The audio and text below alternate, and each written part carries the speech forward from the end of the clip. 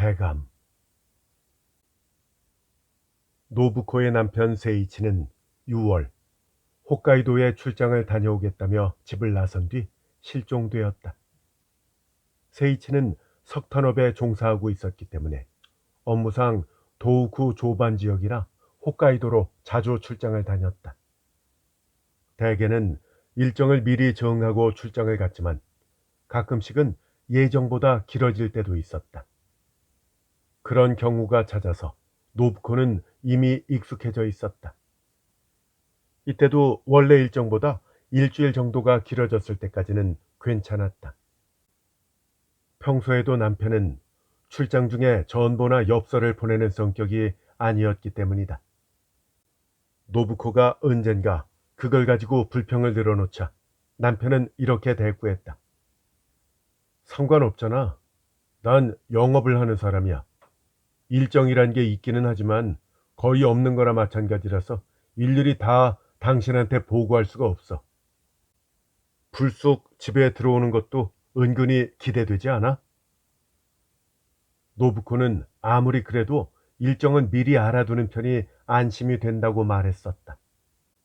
이렇게 몇 번이나 따졌지만 남편은 끝까지 말을 들어주지 않았다.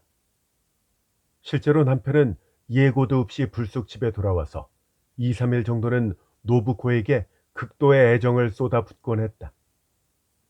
그 행동은 스스로 말한 것을 실제로 증명하는 것이기도 했기 때문에 노부코도 그걸 그냥 받아들였고 그녀는 남편의 출장 방식에 그렇게 익숙해져 갔다.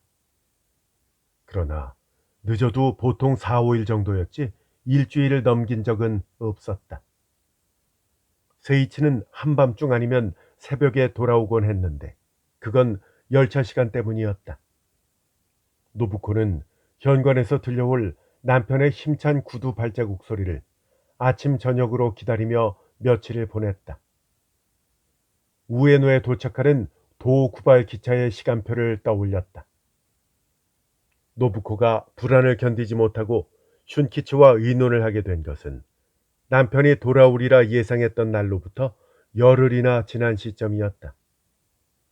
슌키치는 세이치의 사촌 동생인데 상사에 근무하고 있었다.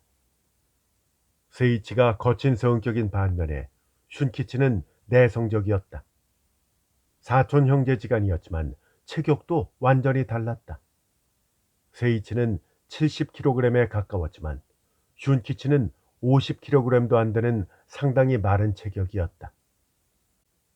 완전 여자 같네. 그런 말을 듣고 세이치가 웃은 적이 있었다.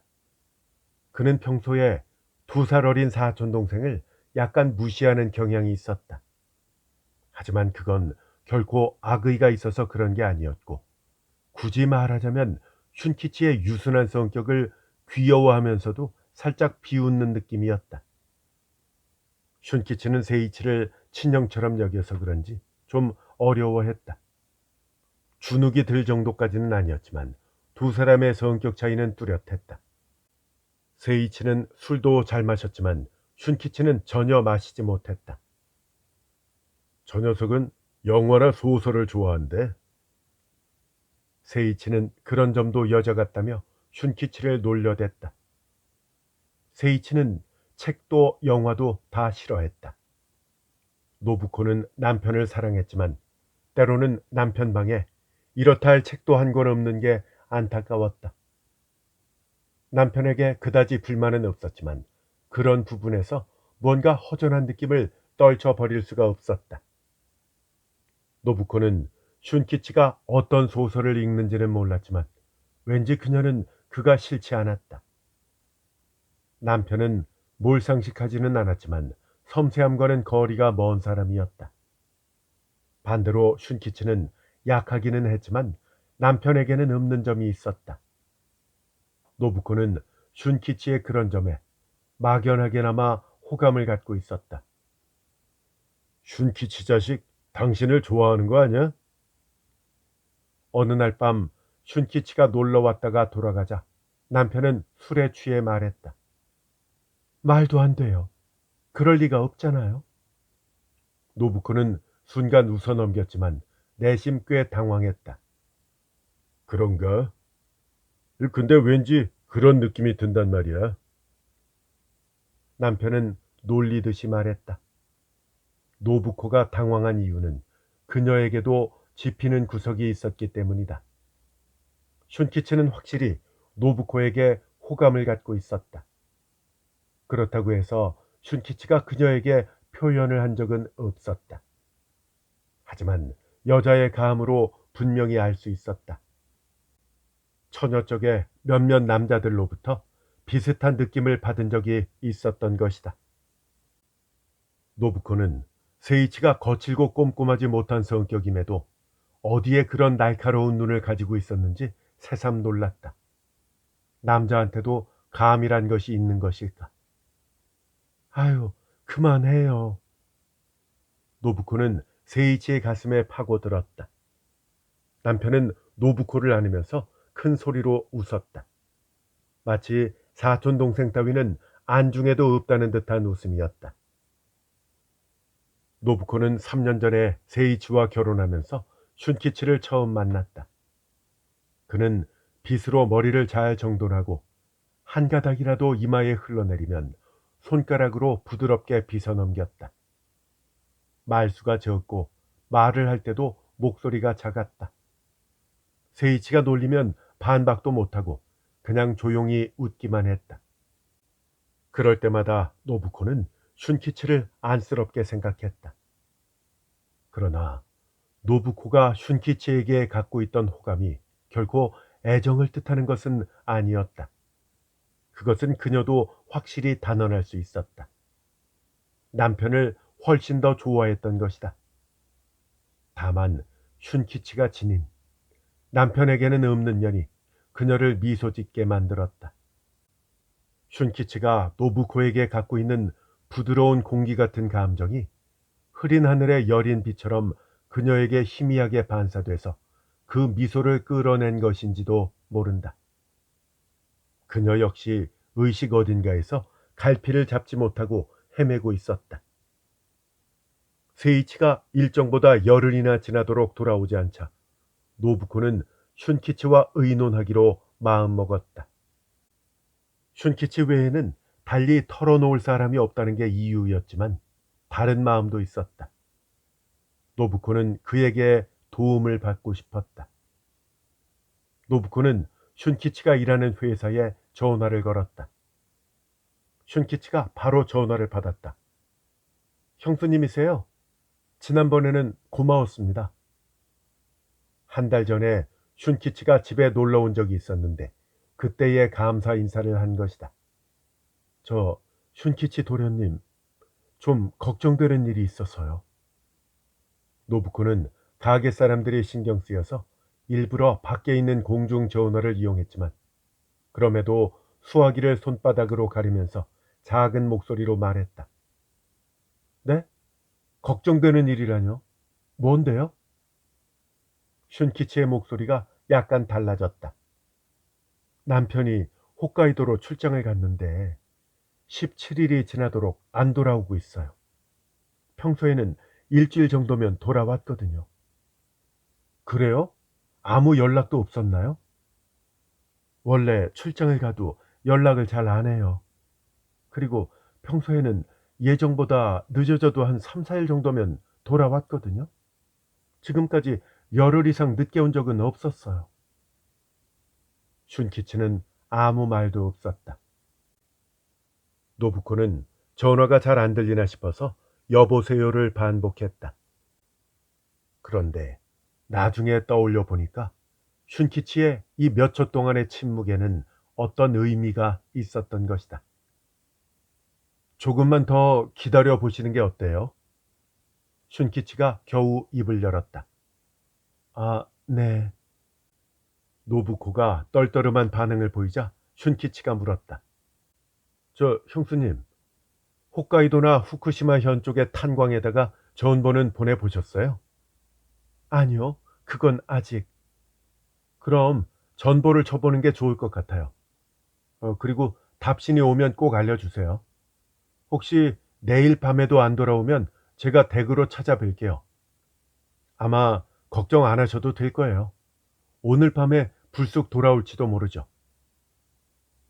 슌키치는 힘내라는 듯이 말했다. 노부코는 전화를 끊고 나서 곧바로 슌키치의 조언에 따라 남편의 소재를 알만한 탄광회사로 전보를 쳤다. 이런 방법도 있었구나 하고 감탄하면서 진작 슌키치에게 물어볼 걸 그랬다며 후회했다. 그러나 똑같은 문장의 전보를 대여섯 장 쓰다 보니까 마음이 허전하고 불안해졌다. 노부코는 그날 밤도 늦게까지 기다렸지만 역시 세이치는 돌아오지 않았다. 다음 날부터 전보의 답신이 차례로 도착했다. 도우쿠 지역에 있는 탄광회사 4곳에서 연락이 왔는데 세이치가 오긴 했지만 이미 2주 전에 돌아갔다는 내용이었다. 하지만 홋카이도에 있는 탄광회사 2곳은 세이치가 이번에 들르지 않았다고 알려주었다. 노부코는 불안해서 가만히 앉아 있을 수가 없었다. 나쁜 일만 떠올랐다. 당시 신문에는 영업 외판원이 외근 중에 강도를 만나 살해되었다는 기사가 등장하곤 했다. 상상은 점점 더 불길한 쪽으로 이어졌다. 슌키치는 하루만 더 기다려보자고 말했지만 노부코는 더 이상 기다릴 수가 없었다. 그녀는 비가 오는데도 공중전화까지 걸어갔다.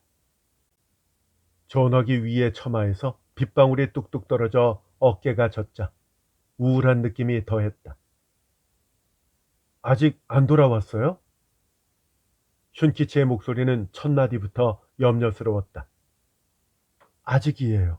대신 전보 답신은 왔어요.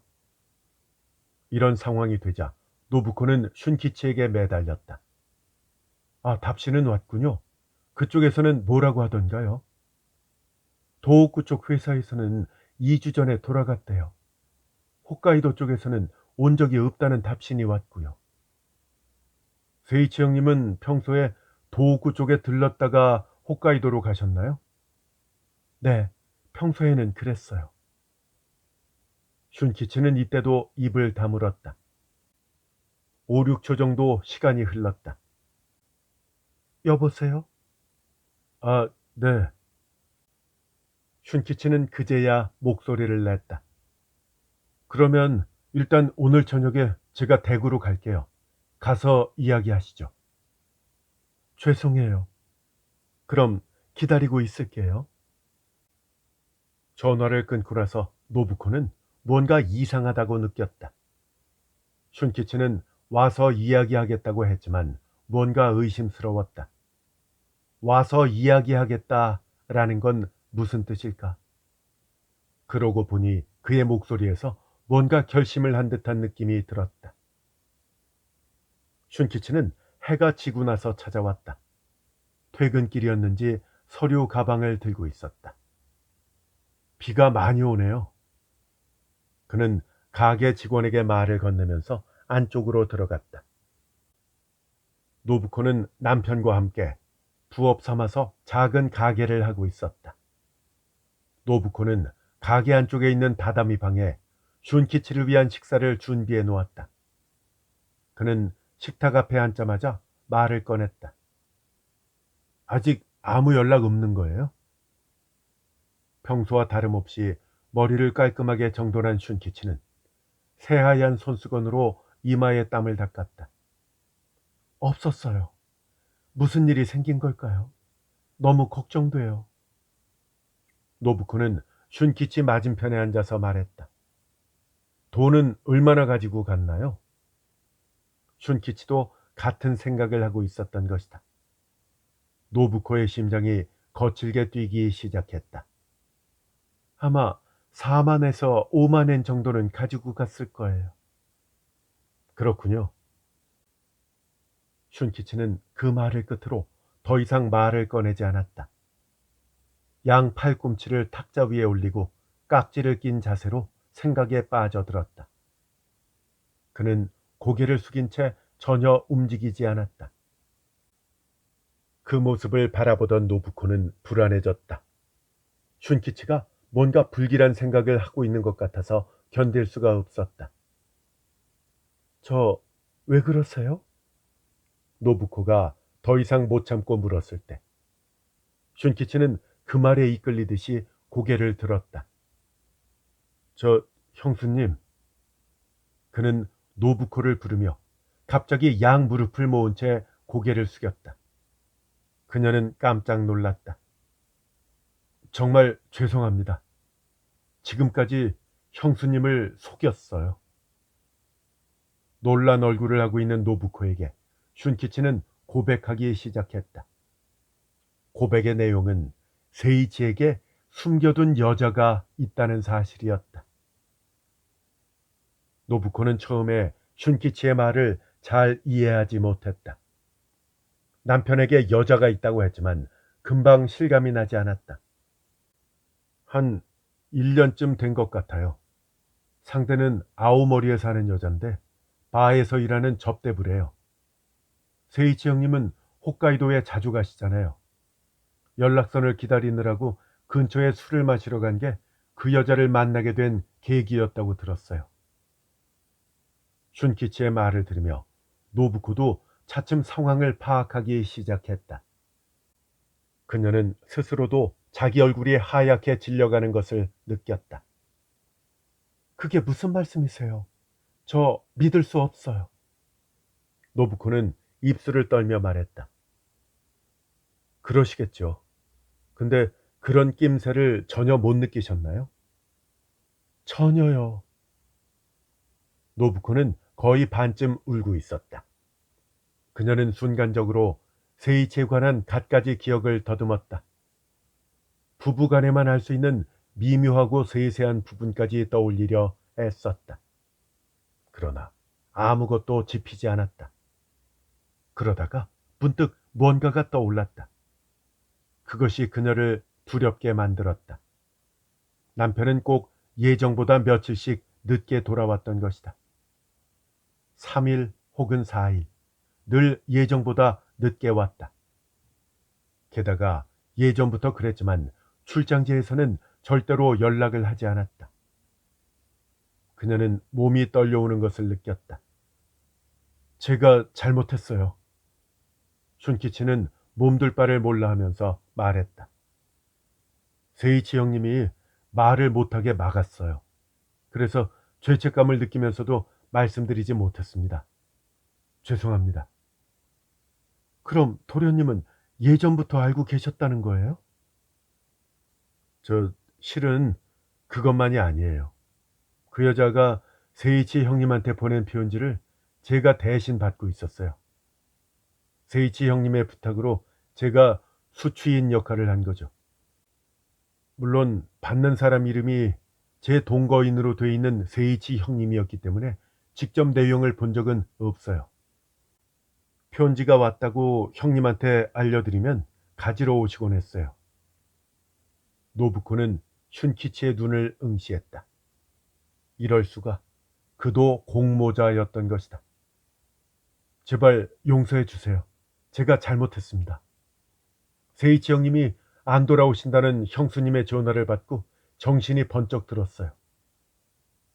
아, 그러고 보니 슌키치는 전화 통화를 하다가 잠시 침묵했었다. 슌키치는 쏘아보는 노부코의 눈빛에 꼼짝도 못하고 힘없이 고개를 떨구었다.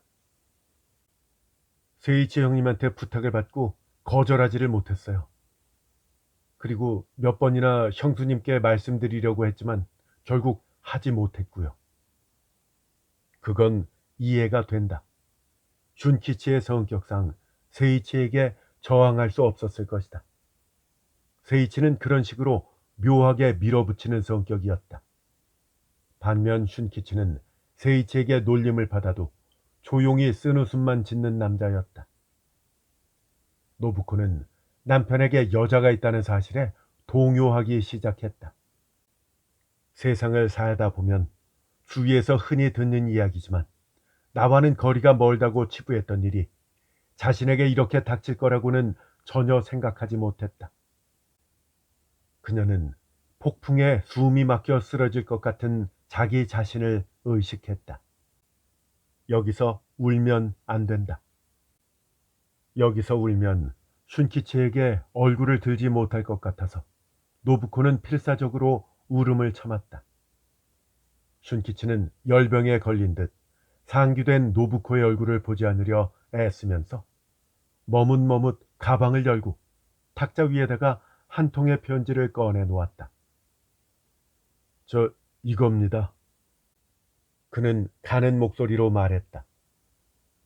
그 여자한테서 받은 마지막 편지예요. 세이치 형님이 출장을 간 다음에 받은 편지라서 이것만 있네요. 노부코는 그게 무서운 물건이라도 되는 듯 손대지 않고 쳐다보기만 했다. 연한색의 작은 봉투에는 슌키치의 주소 옆에 남편의 이름이 적혀 있었다. 글씨는 악필이었고 봉투도 더러웠다. 괴로우시겠지만 내용을 한번 읽어보세요. 슌키치는 낮은 목소리로 말했다. 세이치 형님이 돌아오시지 않는 것과 연관이 있을지도 몰라요. 저는 아무래도 이번 일이 이 여자하고 관련이 있지 않을까 싶어요. 노부코는 떠밀리듯 그제서야 그 편지를 손에 들었다. 아오모리 우체국의 소인이 찍혀 있었다. 불길한 거리감이 절실하게 느껴졌다. 떨리는 손가락으로 봉투 안에 들어있는 한 장의 종이를 꺼냈다. 싸구려 편지지에다가 글씨도 엉망이고 심지어 틀린 글자도 있었지만 문장은 그다지 나쁘지 않았다. 편지 내용은 다음과 같았다. 이곳에 오실 날이 머지 않았지만 하루라도 빨리 오시기를 기다리고 있겠습니다. 꼭 의논하고 싶은 일이 있습니다. 예전부터 말씀하시던 이야기는 거짓이 아니겠지요. 이제 와서 저를 버리시면 평생 원망할 거예요. 당신과 함께 살 수 있다니 정말 가슴이 벅찹니다. 정말 못 견디게 좋습니다. 모든 걸 다 버리세요. 저는 목숨까지 버릴 각오가 되어 있습니다. 사모님이 좀 안 되기는 했지만 이렇게 된 이상 어쩔 수 없어요. 사람들이 뒤에서 수군거려도 견딜게요. 제가 일을 해서 당신을 먹여 살리겠습니다. 만약 그걸 못 견디시겠다면 저와 함께 죽어주세요. 당신과 함께라면 기꺼이 죽을게요. 저한테 다른 희망은 없으니까요. 스네코 올림. 이런 내용이었다. 노부코는 감각이 둔해졌다. 무서운 글이었다. 너무 두려운 나머지 실감이 나기까지의 사이에 진공이 존재하는 듯했다. 봉투 뒷면에는 아오모리시 모모초 살롱 후요 다도코로 스네코라고 적혀 있었다. 살롱 후요에 근무하는 다도코로 스네코라는 여자인가 보다. 노부코는 글자가 눈에 들어오자 불현듯 그 여자가 이 집으로 쳐들어온 것처럼 여겨졌다. 그 여자의 얼굴까지 떠올랐다. 슌키치가 슬쩍 편지를 가져가 읽었다. 그는 노부코의 눈치를 보며 입을 다물고 있었다. 저 도련님, 남편은 지금 이 여자랑 함께 있는 걸까요? 마치 자신의 목소리가 아닌 듯했다. 슌키치는 고민하며 아무 말도 하지 못했다. 저 아오모리로 갈 거예요. 원래 인간한테는 그런 심리가 있는 것인지 생각지도 않게 뱉어낸 말에 그런 결심이 섰다. 슌키치가 괴로워하는 표정으로 얼굴을 들었다. 노부코가 마음껏 눈물을 흘리고 무너진 것은 그가 돌아간 뒤였다. 노부코는 다음 날 저녁 기차를 타고 아오모리로 출발했다. 열차 안에서는 한숨도 자지 못했다. 이런 기분으로 야간 열차를 타고 홀로 여행을 하게 되다니 얼마나 비참한 일인가. 후텁지근한 날씨 때문에 창문은 열려 있었다. 창밖에는 아무것도 보이지 않는 밤이 끊임없이 빠르게 스쳐 지나갔다. 도우쿠의 황량한 광경이 마물처럼 어둠의 바닥을 달리고 있는 듯했다. 어두운 바람이 겨울처럼 차가웠다. 열차는 인적이 드문 역에 이따금씩 정차했다. 그 중에는 이름만 알고 있는 역도 있었다. 먼 곳이라는 데서 오는 불안감과 외로움으로 숨 쉬는 것조차 힘들어졌다. 맞은편에 앉은 젊은 부부가 노부코한테 도호쿠 지역 사투리로 어디까지 가는지 물었다. 그 두 사람은 곧 서로 기대어 잠들었다. 그리고 날이 밝자마자 도착한 역에 내렸다. 역명을 보니 아사무시라고 되어 있었다. 노부코는 플랫폼을 성큼성큼 걸어가는 두 사람의 뒷모습을 나중에도 잊을 수가 없었다. 아오모리는 쓸쓸한 느낌이 드는 곳이었다. 음울하고 무거운 하늘이 지붕과 도로 위를 짓누르고 있었다. 노부코는 모모초로 가는 길을 물은 다음 살롱 후요에 대해서 물어보았다. 그곳은 술집이나 찻집들이 즐비한 지역에 위치해 있었다. 이른 아침이라 그런지 가게 문이 전부 닫혀 있었다. 살롱 후요는 규모가 컸지만 삭막한 모습으로 잠들어 있었다. 노부코는 장소만 기억해 둔 뒤 그곳을 떠났다. 가게는 오후 3시가 지나야 열릴 것이다. 이미 그건 예상하고 있었기 때문에 노부코는 그때까지 아오모리 거리를 헤매고 다녔다. 그녀는 공허한 관광객이었다. 무얼 보아도 무색으로 느껴졌다. 다만 항구에 도착했을 때 본 아오모리 하코다테 연락선의 노란색 굴뚝이 그녀에게는 처음으로 색깔답게 느껴졌다. 남편은 저 배를 타고 도쿄와 홋카이도를 오갔을 것이다. 그렇게 생각하자 왠지 정겹게 느껴졌다. 그녀는 2시간 가까이 배를 바라보았다. 바다로 뻗은 낮은 산들이 엎드린 듯이 불룩하게 튀어나와 있었다. 그로부터 3시가 될 때까지 대여섯 시간 동안 노부코는 낯선 도시를 방황했다. 길거리를 걷고 있는 사람들 중에서 문득 남편을 발견할 것만 같은 생각이 들어서 심장이 두근거리기도 했다. 그런 생각을 하고 있는 자신이 너무나 가여웠다. 손목시계 바늘이 3시를 지났을 때 노부코는 아침에 갔던 장소로 되돌아갔다. 살롱 후요의 문이 열려 있었다. 그 앞에서 노부코는 다리가 얼어붙었다.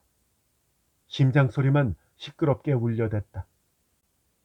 다도코로 스네코라는 여자와 대결해서 이길 수 없을 것 같다는 생각이 들었다. 아, 슌키치를 데려올 걸. 왜 그에게 부탁하지 않았을까? 후회가 파도처럼 밀려들었다. 가게 앞을 67번이나 왔다 갔다 하다가 노부코는 눈을 감고 돌격하는 마음으로 입구에 들어섰다. 마치 음습한 점액 속에 빠져버린 것 같았던 그때의 기억을 노부코는 영원히 잊을 수 없을 것이다. 다도코로 스네코는 약간 살집이 있는 여자였다. 눈 주위가 거무튀튀하고 잔주름이 잡혀 있었다. 입술은 붉었지만 확실히 노부코보다 2~3살 연상으로 보였다. 다도코로는 노부코보다 더 노골적으로 저기를 드러냈다. 남편이 항상 신세를 많이 지고 있다고 들었어요. 노부코가 말했다. 사모님, 지금 비꼬시는 건가요? 스네코는 얼굴을 찡그리며 말했다. 세이치 씨는 저를 사랑한다고요. 그 사람한테 사모님 얘기는 많이 들었어요. 사모님은 그 사람을 그다지 사랑하지 않는다면서요? 그 사람은요, 제가 아니면 안 돼요. 노부코는 경악했다. 이 여자한테 이런 이야기를 들을 이유는 없는 것이다. 도대체 뭘 근거로 내가 세이치를 사랑하지 않는다고 판단하는 것일까?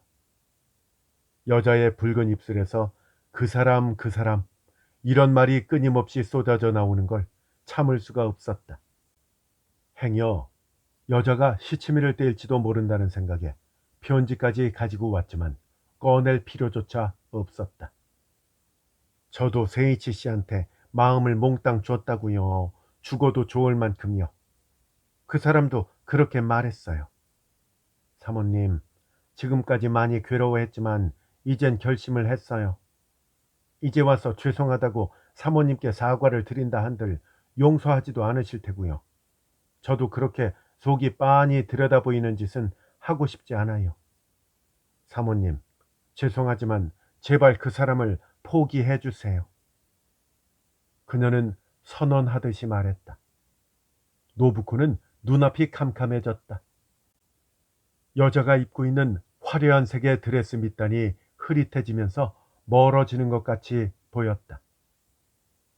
남편은 지금 어디에 있나요? 노부코가 울면서 말했다. 몰라요. 지금 여기 없는 건 확실해요. 스네코는 희미하게 웃음을 지으며 말했다. 사실대로 말해주세요. 잠깐이라도 좋으니까 남편과 만나게 해주세요. 그 말을 듣자 다도코로 스네코는 턱을 치켜들고 소리내어 웃었다. 사모님은 나를 의심하고 계시는군요. 멀리 도쿄에서 찾아오셨으니까 무리도 아니겠지만 저는 정말 몰라요. 의심하셔도 소용없다고요. 아니요. 그렇게 말하는 걸 보니까 당신은 알고 있을 거예요. 저 제발 부탁이니까 가르쳐 주세요. 노부코는 오열했다. 스네코는 그 모습을 차가운 눈으로 지켜보았다. 사모님, 적당히 하세요. 그녀는 냉정하게 밀어냈다. 저쪽에 있는 친구가 무슨 일이라도 생긴 줄 알고 쳐다보잖아요. 그래도 의심이 된다면 제 아파트든 어디든 뒤져보세요. 아무리 말을 해도 믿질 않으시니까 그 수밖에 없겠네요. 노부코는 병자 같은 몰골을 하고 도쿄로 돌아왔다. 몸의 중심을 잡을 수가 없었다. 의식이 둔해지고 사고력이 희미해졌다. 그런 와중에도 제일 먼저 슌키치에게 전화를 걸었다. 아, 형수님, 돌아오셨군요. 슌키치의 목소리에서 조급함이 묻어났다. 결과는 어땠나요? 저 오늘 좀 와주세요. 말씀드릴게요.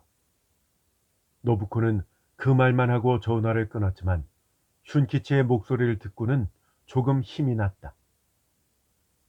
저녁 일찍 슌키치가 급하게 왔다. 노부코는 그의 얼굴을 보자 순간 긴장이 풀리면서 갑자기 울음을 터뜨렸다. 형수님, 왜 그러세요? 잘 안 됐어요? 슌키치는 풀이 죽은 목소리로 말했다. 노부코는 어서 울음을 그치려고 했지만 자제가 되지 않았다. 목에서 흐느끼는 소리가 끊임없이 새어나왔다. 그러는 동안 슌키치는 계속 침묵을 지켰다. 죄송해요. 이렇게 정신없는 모습을 보여서. 노부코는 눈물을 닦고 고개를 들었다. 눈동자가 자극을 받아서 충혈되어 있었다. 무슨... 슌키치는 겸연쩍은 듯이 시선을 아래로 감췄다. 그 여자를 만났어요. 노부코는 간신히 입을 떼기 시작했다. 반쯤은 자연스럽게 슌키치에게 호소하는 기분이었다.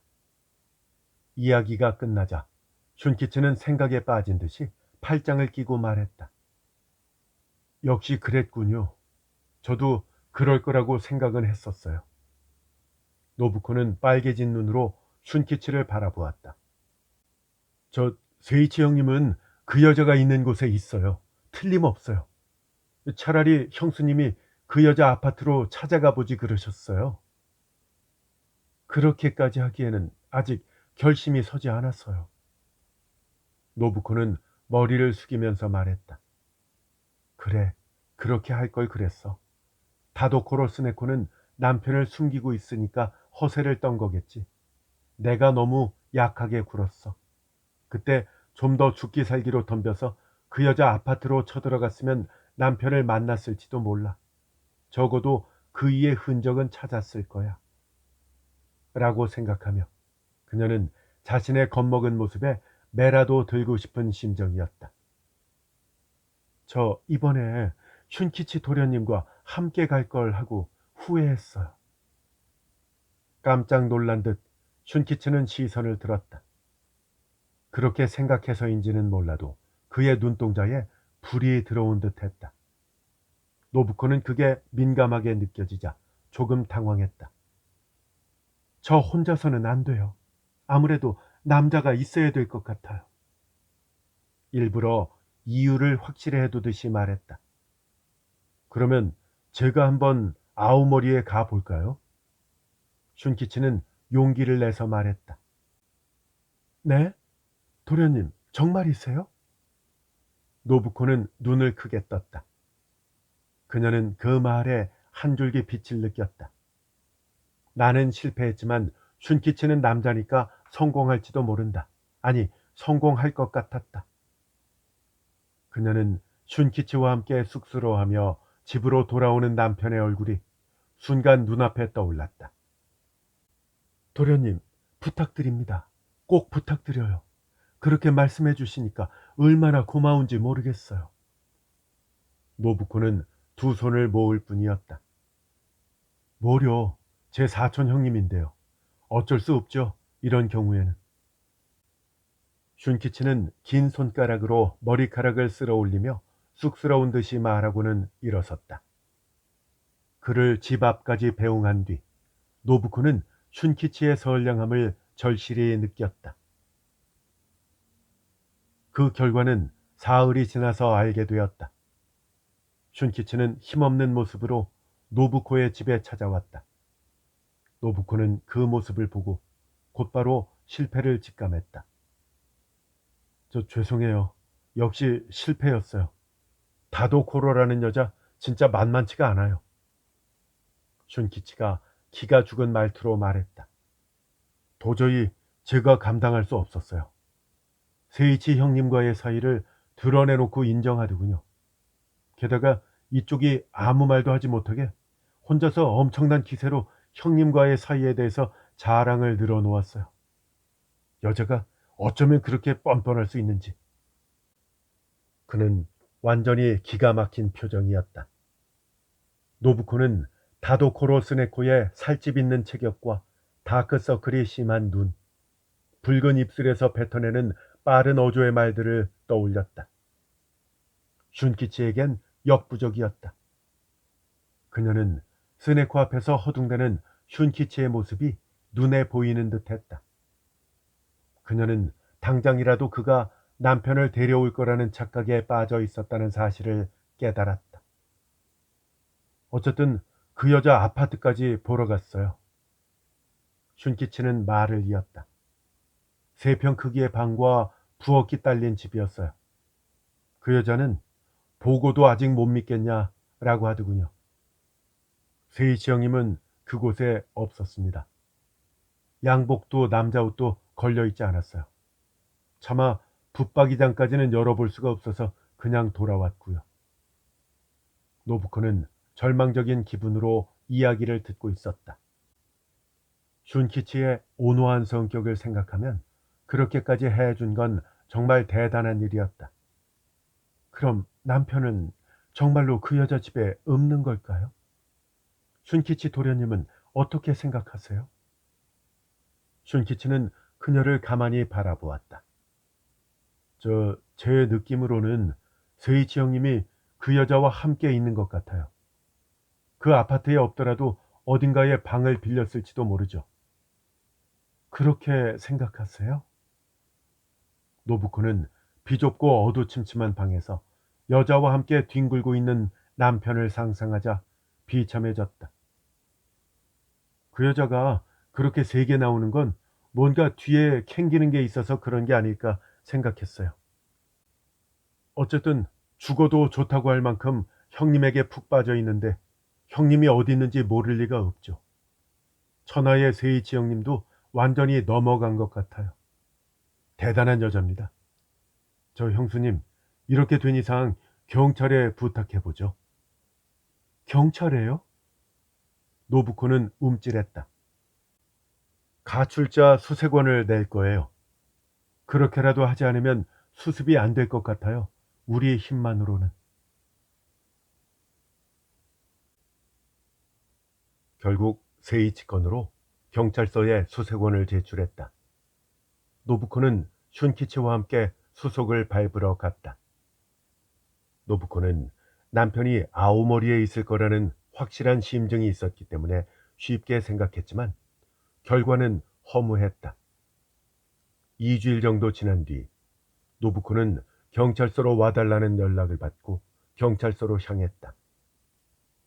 아오모리 경찰서에서 보고를 받았습니다만 남편께서는 그쪽에 안 계신다는군요. 다도코로 스네코라는 여자에 대해서도 조사했다고 합니다. 담당 경찰은 서류를 보면서 이렇게 말했다. 노부코는 얼굴이 붉어졌다. 경찰에게 가정의 치부가 드러났다는 사실이 너무 수치스러웠다. 수색원을 내지 말 걸 괜히 그랬다는 후회가 들었다. 뭔가 범죄 같은 것에 연루되었을 가능성이 있냐고 담당 경찰이 물었다. 노부코는 깜짝 놀랐다. 담당 경찰이 그녀가 처음에 느꼈던 불안과 똑같은 의미의 질문을 한 것이다. 그러나 그런 상상은 더 이상 하지 않았다. 다도코로 스네코가 남편의 행방과 관련돼 있을 거라는 점은 틀림없었다. 스네코가 남편을 어딘가에 숨기고 있는 것이다. 노부코는 담당 경찰에게 그런 낌새는 느끼지 못했다고 대답한 다음 인사를 하고 집으로 돌아왔다. 노부코는 이걸로 남편과의 고리가 영원히 끊겼다고 생각하니까 한없는 슬픔이 북받쳐 올라 방 안에서 오랫동안 울었다. 몸에서 힘이 빠져나가 자신의 몸이 종이장처럼 얇아진 느낌이었다. 그날 저녁 노부코에게 그 이야기를 전해들은 슌키치가 말했다. 정말 대단하군요. 다도코로 스네코라는 여자. 이 경찰까지 따돌린 것 같아요. 그러고 나서는 고개를 갸웃거리며 자기 생각을 말했다. 일반인이 제출한 수색원을 경찰이 성의 있게 찾아주긴 할까요? 다른 일도 산더미일 텐데요. 제 생각에는 아무래도 대충 적당히 조사한 게 아닐까 싶어요. 게다가 이 사건은 흔한 치정 사건이니까요. 슌키치가 아무렇지 않게 말한 흔한 치정 사건이라는 단어가 노부코에게 다시 한번 충격을 주었다. 그 말은 슌키치가 돌아간 다음에도 계속 머릿속에 남아서 마음을 긁어댔다. 일반적으로 보면 평범한 사건이다. 지금까지 그녀가 책에서 읽거나 주변에서 들어도 곧바로 잊어버리는 일들과 비슷한 사건이었다. 그러나 막상 자신에게 닥치자 그게 얼마나 엄청난 일인지 비로소 알게 되었다. 지금까지 아무렇지 않게 보고 지나쳤던 타인의 불행이 복수를 하듯이 한순간에 자신에게 덤벼드는 것 같았다. 그 뒤로 긴 시간이 흘렀지만 세이치는 끝내 집으로 돌아오지 않았다. 남편이 난처한 얼굴로 뜬금없이 돌아올지도 모른다는 기대의 끈을 놓지 않던 노부코였지만 시간이 지남에 따라 그 기대도 점점 엷어져서 결국에는 마음이 굳어버렸다. 그건 생활 탓일 수도 있었다. 남편이 사라진 다음 가게는 노부코가 맡을 수밖에 없었다. 가게에는 예전부터 일하던 숙련된 직원들이 있어서 별 문제 없었다. 그녀는 가게 규모를 남편이 있을 때의 절반으로 줄였지만 그래도 마음고생이 많았다. 그녀는 모든 걸 잊기 위해 가게 운영에 마음을 쏟아부었다. 언젠가는 남편이 돌아올 것이고 그가 돌아오면 칭찬을 받을 것이라는 덧없는 기대가 의식 속에 잠재해 있었다. 그러나 하루 일이 끝나고 나면 공허함이 밀려왔다. 마음은 그렇게 단순하지가 않았던 것이다. 혼자가 되면 차가운 공기가 온몸을 스쳐 지나갔다. 아니, 한낮의 바쁜 시간에도 불현듯이 진공 상태를 경험하고는 했다. 노부코는 자연스럽게 슌키치에게 의지하게 되었다. 이제 그녀 옆에는 슌키치밖에 없었다. 슌키치는 그녀가 의지할 정도로 믿음직한 태도를 보였다. 슌키치는 노부코를 잘 챙겼다. 그가 성의를 보이자 노부코는 더욱 그에게 의지하게 되었다. 선이 굵은 편이었던 세이치 앞에서는 약하고 소극적으로 느껴졌던 슌키치가 실은 강단이 있었다. 약간 의외이기는 했지만 지금까지 자신의 관찰이 잘못됐었다는 점을 노부코는 깨달았다. 평범하지만 역시 남자는 남자라는 생각을 새삼하게 되었다. 그녀의 마음이 점차 슌키치에게로 기우는 데는 그런 이유가 있었다. 노부코는 모든 것을 슌키치와 상의했다. 그의 의견은 노부코의 마음을 든든하게 받쳐줄 만큼 적절했으며 그는 뭐든지 진지하게 들어주었다. 슌키치는 혼자 사는 노부코를 의식해서 저녁에 오더라도 밤이 깊어지기 전에는 돌아갔다. 저녁을 먹고 가라고 아무리 권해도 다른 곳에서 먹고 왔다며 사양했다. 노부코와 둘이서 식사하는 것을 저하는 듯 했다. 그런 섬세한 배려는 너무나도 듬직해서 언제나 그녀를 미소 짓게 했다. 슌키치가 한 5, 6일 정도 찾아오지 않은 적이 있었다. 회사에 전화를 하니까 병가를 내고 집에서 쉬고 있다는 대답이 돌아왔다. 노부코는 이참에 그의 아파트로 찾아가 볼까 했다. 하지만 그 생각을 행동으로 옮기지 못하게 막는 마음속의 목소리가 있었다.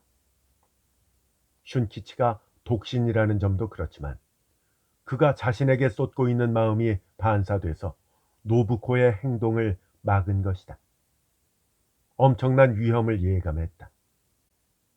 언젠가 남편이 술에 취해서 슌키치가 당신을 좋아하는 것 같다며 말했던 그 목소리가 마음속에서 들려왔다. 슌키치가 오랜만에 심하게 야윈 얼굴로 찾아왔을 때 노부코는 내심 반가움을 느꼈다. 도련님, 많이 아프셨다면서요? 노부코는 걱정스러운 얼굴로 올려다보았다. 네, 저 위장에 탈이 좀 나서 엄청 고생했어요. 지병이거든요. 슌키치는 여전히 창백한 얼굴로 말했다. 어머나, 정말 죄송해요. 제가 이번에는 문병을 가볼까 생각했는데. 그러셨군요. 슌키치는 가만히 노부코를 응시했다. 몸이 아파서인지 그의 눈에는 열기와도 같은 빛이 담겨 있었다. 노부코는 생각지도 못한 것과 마주친 듯 당황하면서 고개를 돌렸다. 세이치와 관련된 소식이 생각지도 못한 사건을 통해 노부코에게 전해진 것은 그로부터 2개월이 지난 뒤였다.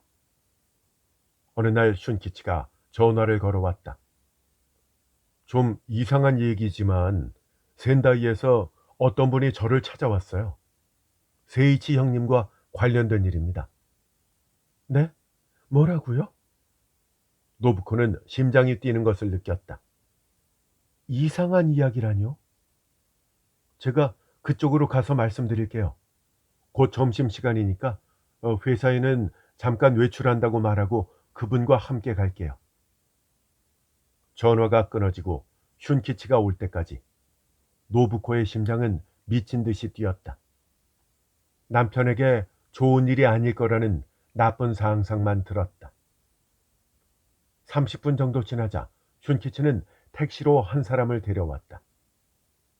34~5살 정도의 가무잡잡하고 둥근 얼굴을 한 남자였다. 더블 정장을 멋지게 차려입어서 회사의 고위 간부처럼 보였지만 건네준 명함에는 시라키 준조라는 이름 옆에 센다이에 있는 여관 후지와카장 대표라고 작은 글자가 인쇄되어 있었다.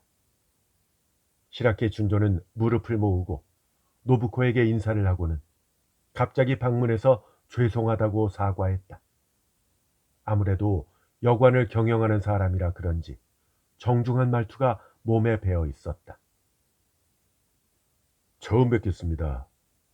사실 저는요, 다도코로 스네코의 오빠 되는 사람이에요. 그의 말에 노부코는 깜짝 놀랐다.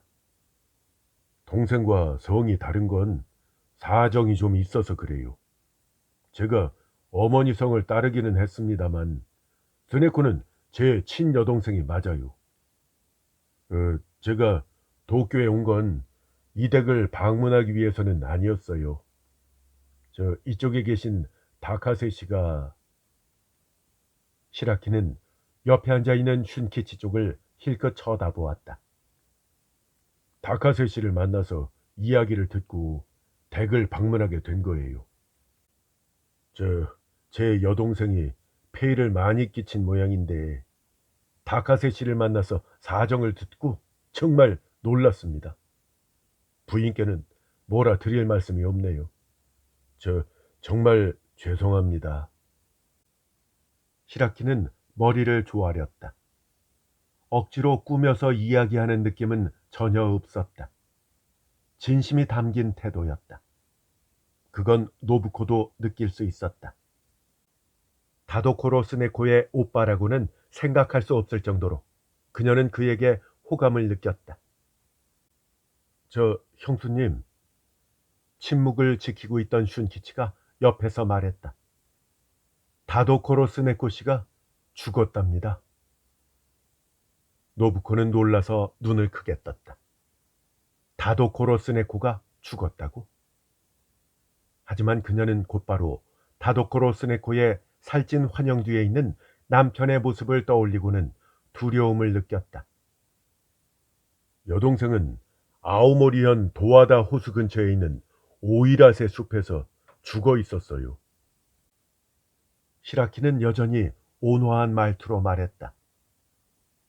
죽어 있었다고 말씀드린 건 변사체로 발견됐기 때문이에요. 아실지 모르겠지만 오이라세 일대는 원래 그 옛날부터 너도 밤나무 원시림이 울창했던 곳이에요.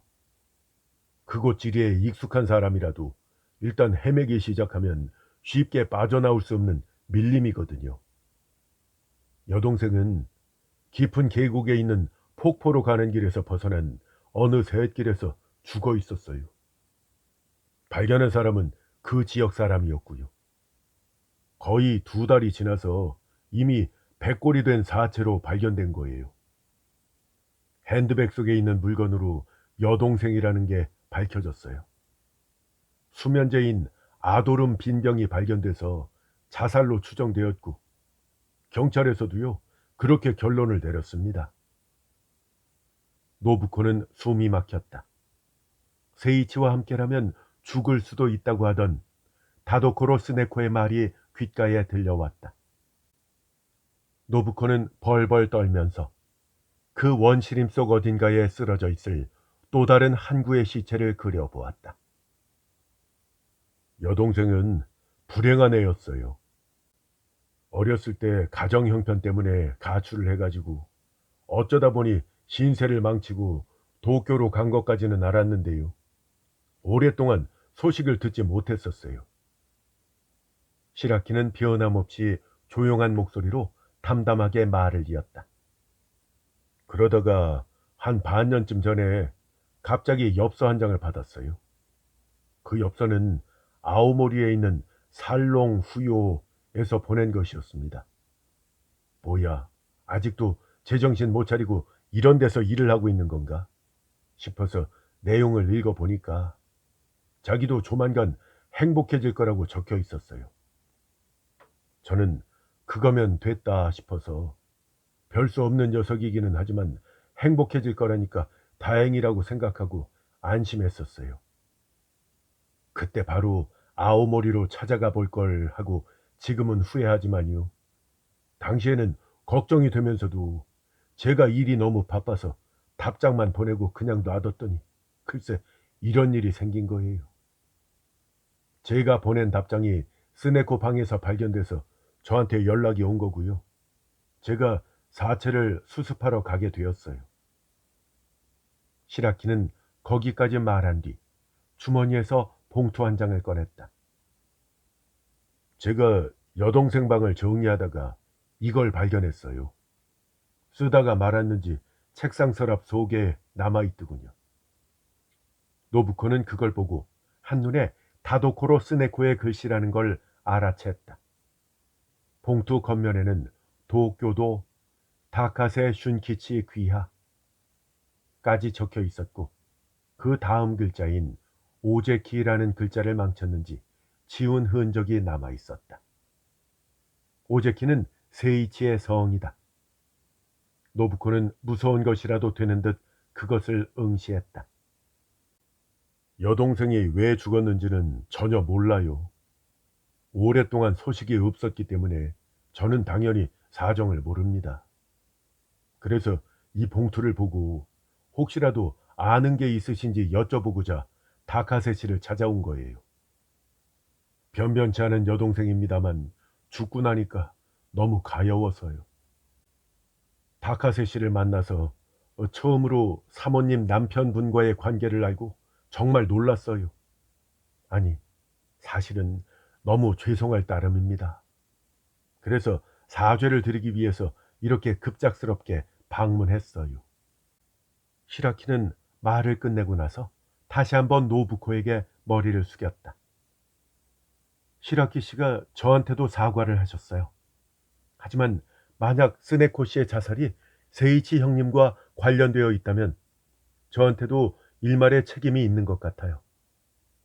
두 사람의 편지를 중간에서 전달해 준 사실을 형수님께 좀 일찍 말씀드렸으면 좋았을 걸 그랬어요. 슌키치는 풀이 죽어 말했다. 이제 와서 무슨 소용일까? 노부코에게 더 두려운 것은 남편의 안위였다.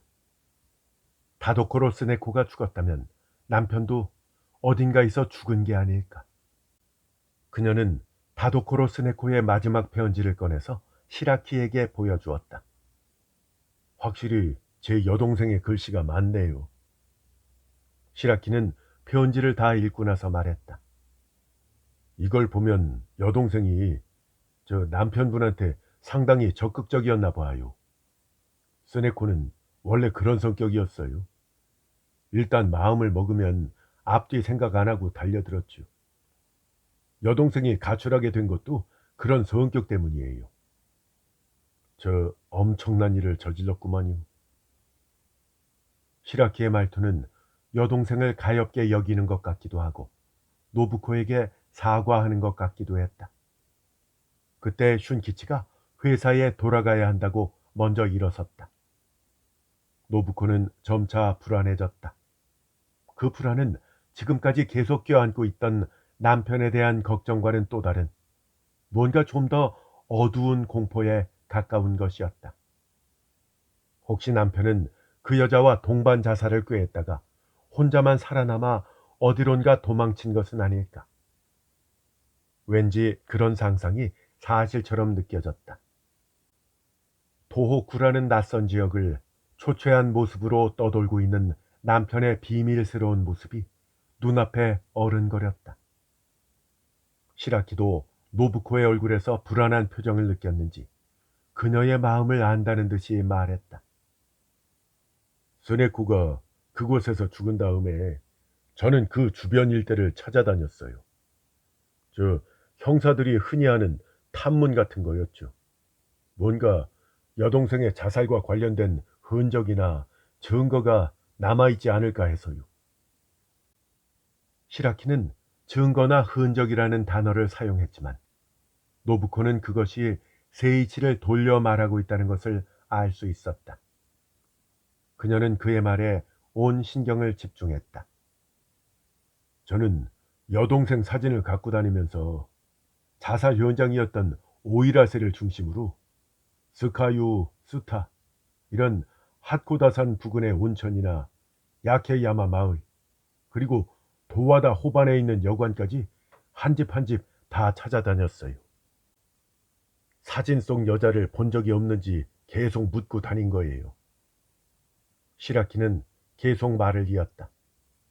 하지만 모두 다 허탕이었어요. 아무도 아는 사람이 없더군요. 초여름은 워낙 관광객이 많은 시기라서 숙박업소에서는 기억을 못하는 게 당연하겠죠. 다만 스카이유에 있는 여관의 한 여종업원이 스네코의 사진을 보더니 본 적이 있는 얼굴이라고 했는데 어렴풋한 기억이라서 그다지 신뢰가 가지는 않았어요. 그래서 저는 도와다 호수 근처에 야스미야라는 여관들이 모여있는 마을에 파출소를 찾아갔죠. 그 파출소는 도와다 호수를 관할하고 있는데 뭔가 단서가 될 만한 게 있지 않을까 생각했었어요. 노부코는 시라키의 노력에 다소 놀라움을 느꼈다. 하지만 역시 헛수고였어요. 젊은 경찰의 말로는 연인들의 동반자살 같은 사건이 상당히 많다고 하대요. 하지만 스네코와 관련이 있을 법한 이야기는 아무것도 들을 수가 없었어요. 노부코는 얕게 숨을 내쉬었다. 시라키의 말 뒤에는 남편 세이치가 자살한 흔적이 없다는 사실이 깔려 있었다. 한가한 틈을 타서 저는 경찰과 잠시 잡담을 나눴거든요. 그 부근에서는 대형 범죄가 일어난 적이 없고 가끔 손님의 물건을 훔쳐 달아나는 좀도둑이나 숙박비를 내지 않는 손님이 있는 정도다. 이런 이야기를 하더군요. 그러고 보니까 숙박비를 내지 않고 도망친 손님과 관련해서 재밌는 이야기를 들었어요. 올 장마철 즈음에 여관에 묵은 남자 손님 2명이 아침 일찍 호수로 나가서는 보트를 타고 건너편 기슭으로 노를 저어서 도주했다고 하대요. 남자 손님 2명이라고 했어요. 지역이 다르면 그곳 나름의 별난 일들이 일어나나 보더군요. 저도 여관을 하고 있기 때문에 보통 사람들과 달리 그런 이야기에 흥미가 많아요. 어찌됐든 그런 손님들을 조심하는데 도움이 됩니다. 시라키는 긴 이야기 끝에 노부코의 마음을 가볍게 만들어 주려고 한가한 소리를 늘어놓았다. 시라키는 본의 아니게 너무 긴 시간을 빼앗았다고 머리를 조아리며 고통을 안겨드려서 죄송하다며 몇 번이나 정중하게 사과했다. 그는 돌아서다가 갑자기 뭔가 생각이 난 듯 노부코에게 말했다. 이런 말씀을 드리면 신뢰가 될지 모르겠지만 저 다카세 씨는 남편분의 사촌 동생이라고 들었습니다만. 노부코가 그렇다고 대답하자 시라키는 조금 주저하다가 말을 꺼냈다. 사모님, 혹시 다카세 씨와 도호쿠에 오실 일이 있으면 꼭 센다이에 들러서 저희 여관에 와 주십시오. 별로 대단한 여관은 아닌데요. 한적한 분위기가 참 좋아요. 마스시마도 안내해 드릴게요. 노부코는 뭔가 허를 찔린 듯 허둥댔다. 자기도 모르게 얼굴이 빨개졌다. 숨기고 있던 약점을 갑자기 간파당했을 때의 낭패감과 닮아 있었다. 노부코는 시라키의 얇고 가는 눈에 처음으로 두려움을 느꼈다. 그 애가 다 가도록 세이치는 돌아오지 않았다. 살았는지 죽었는지조차 알 수가 없었다. 봄이 되어도 여전히 남편 소식은 들을 수 없었다. 마침내 실종된 지 1년이 지날 무렵이었다. 그동안 노부코는 가게를 계속 유지해 왔다. 그리고 슌키치는 여전히 그녀의 조용한 의논 상대가 되어 주었다. 아무런 변화도 없었다. 그러나 변화가 없었다는 건 겉으로만 그랬다는 것이다. 슌키치의 접근으로 노부코는 점차 평정심을 잃고 있었다. 하지만 그 동요는 결코 고통이 아니었다. 오히려 즐거움이 깔려 있었다. 노부코는 도대체 여자의 심리가 무언지 생각하곤 했다.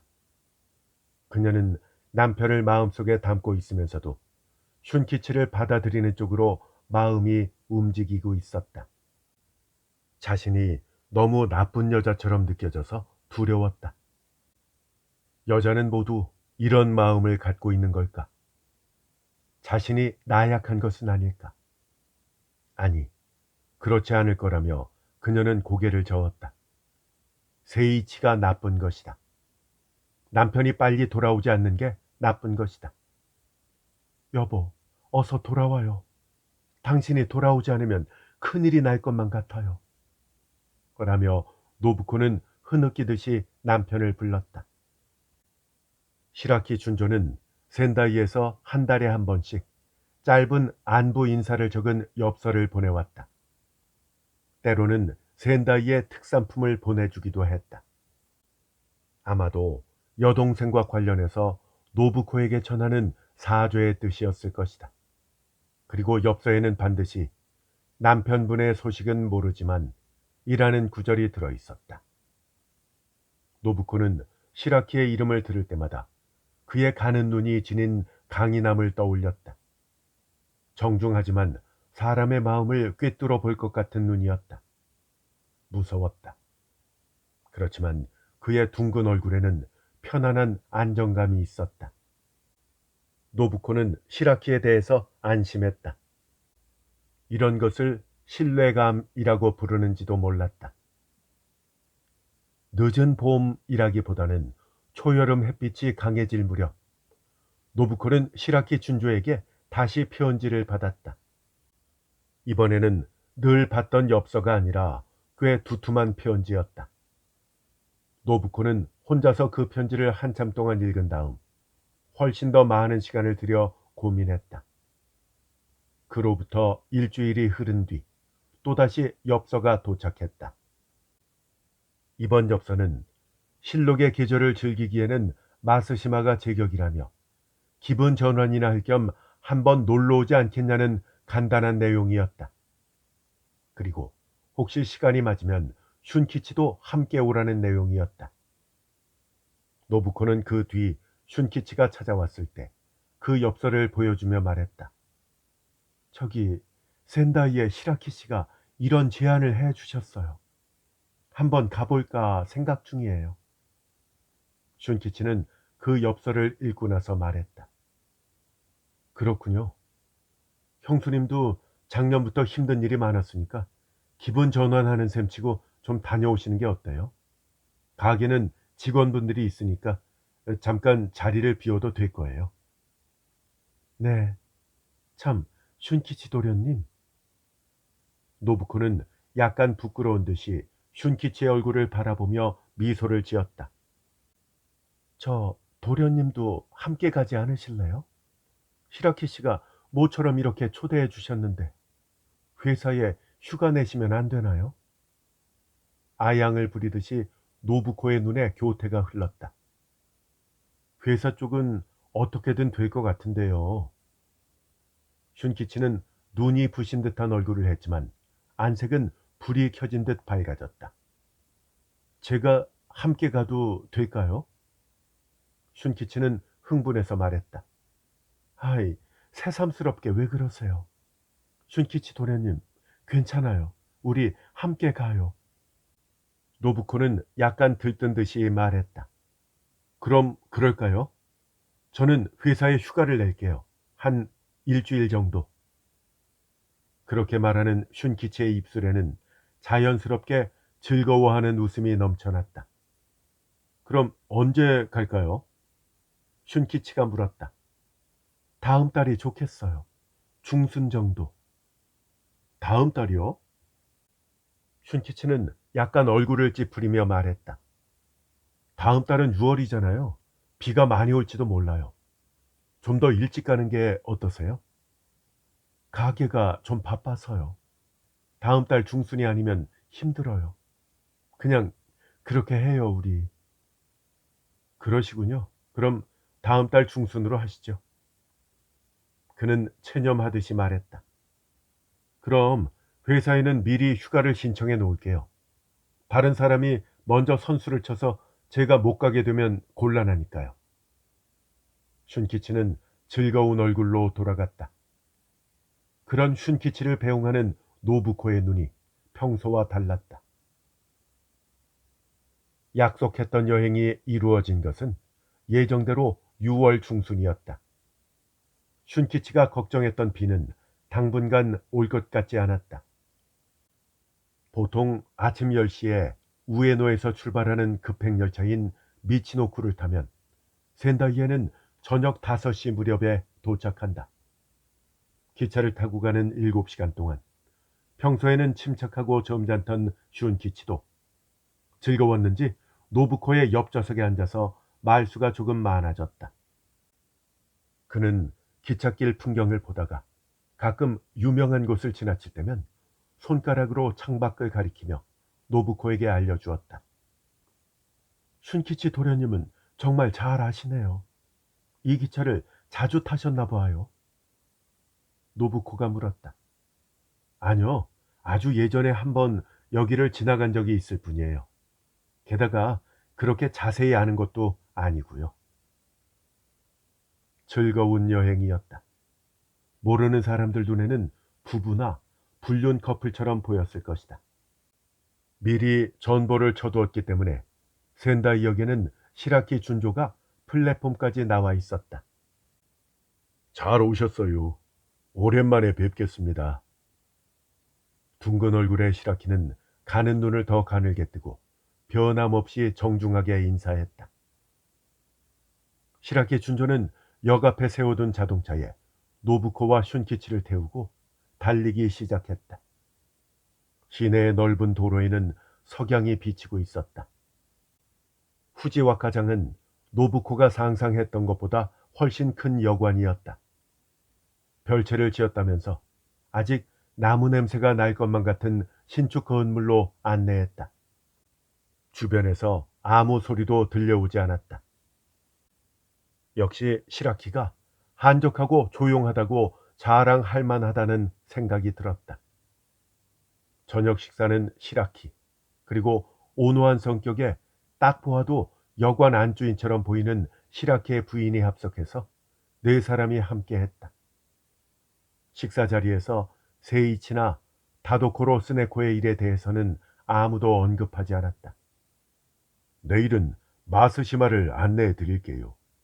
아마 반나절이면 충분할 텐데 그 뒤에는 어떻게 하시겠어요? 시라키는 술이 약한지 좀 취해서 몽롱한 목소리로 두 사람을 보며 말했다. 노부코와 슌키치는 아직 일정에 관해서 확실히 의논하지 않은 상태였다. 저는 아오모리에서 아키타로 빠진 다음에 서쪽 해안을 통해서 돌아가고 싶어요. 도중에 도와다 호수도 보고요. 노부코가 말했다. 그러자 슌키치는 별로 내키지 않는다는 표정을 지었다. 서쪽 해안으로 갈 거라면 그렇게 멀리까지 안 가도 됩니다. 여기서 야마가타로 간 뒤에 스루오카로 가도 되고요. 코스를 바꿔서 우라반다이로 가는 것도 괜찮아요. 우라반다이 좋아요. 슌키치가 이렇게 반대 의견을 내놓았다. 그래요? 하지만 도와다 호수는 구경하기에 지금이 딱 좋은 시기 아닌가요? 도와다 호수를 구경하기에 제일 좋은 시기는요, 가을 단풍철이에요. 시라키가 두 사람의 작은 논쟁을 싱글거리며 보고 있다가 이렇게 말했다. 근데요, 도와다 호수는 지금 시기도 참 좋아요. 실록이 푸르러지는 계절이니까요. 여보, 당신 생각은 어때야? 옆에 앉은 아내에게 시라키가 말을 걸었다. 그럼요, 사모님. 도와다 호수의 물 색깔이 짙어지는 게 정말 장관이에요. 마치 염색 공방에 염료 항아리를 그대로 옮겨다 놓은 것 같다니까요. 실록이 거기에 비쳐서 더 예쁘게 보여요. 시라키 부인은 웃을 때 구김살 없이 밝고 애교가 넘쳤다. 그러면 도련님, 우리 도와다 호수로 가요. 노부코의 말에 슌키치는 끝까지 내키지 않는다는 듯이 대답했다. 정 그러시다면 그렇게 하죠 뭐. 저 슌키치 씨는 예전에 가보신 적이 있으신가요? 만약 그렇다면 슌키치 씨한테는 재미가 없을 텐데요. 아니요, 처음이에요. 아직 한 번도 가본 적 없어요. 그럼 도와다우스로 가지 말고 아오모리에서 아키타 쪽으로 도는 걸로 계획을 세우시는 건 어때요? 시라키가 웃으면서 절충안을 제시하자 슌키치는 그렇게 하자면서 동의했다. 식사가 끝나고 차를 마시면서 이야기를 나누다가 시라키 부부는 그만 쉬라며 일찍 돌아갔다. 그 뒤 여종업원이 목욕 준비가 다 됐다며 알려왔다. 저 도련님이 먼저 다녀오세요. 노부코가 말하자 슌키치는 알았다면서 순순히 준비하기 시작했다. 그녀는 여종업원이 사라지자 슌키치 옆에 서서 그의 귀에다가 작은 목소리로 말했다. 슌키치 도련님, 여행하는 동안 방은 각자 따로 쓰기로 해요. 슌키치는 깜짝 놀란 듯했다. 그는 확실히 충격을 받은 것 같았다. 이해해 주실 거죠? 아직 한계가 있어요. 그녀는 될 수 있는 대로 상냥하게 아이를 달래듯이 말했다. 아직이라는 단어는 겉으로 드러나지는 않지만 또 다른 뜻이 있는 말이었다. 슌키치는 그 말을 민감하게 받아들인 것이 틀림없었다. 그는 실망했지만 용기를 내는 것처럼 보였다. 고개를 끄덕이는 모습이 그것을 반영하고 있었다. 노부코는 넓고 세련된 방에서 혼자 잠이 들었다. 슌키치는 멀리 떨어진 방에서 자고 있을 터였다.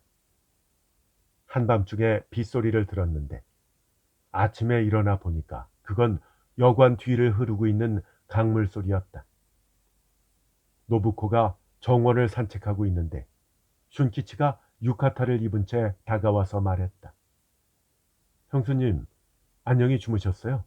전 아침 산책을 하고 왔어요. 눈이 조금 빨개져 있어서 노부코는 그가 별로 숙면을 취하지 못했다는 것을 알았다. 아침 식사를 끝내자 시라키가 둥근 얼굴에 미소를 띠며 들어왔다. 잘들 주무셨어요? 그럼 마스시마까지 안내해 드릴게요.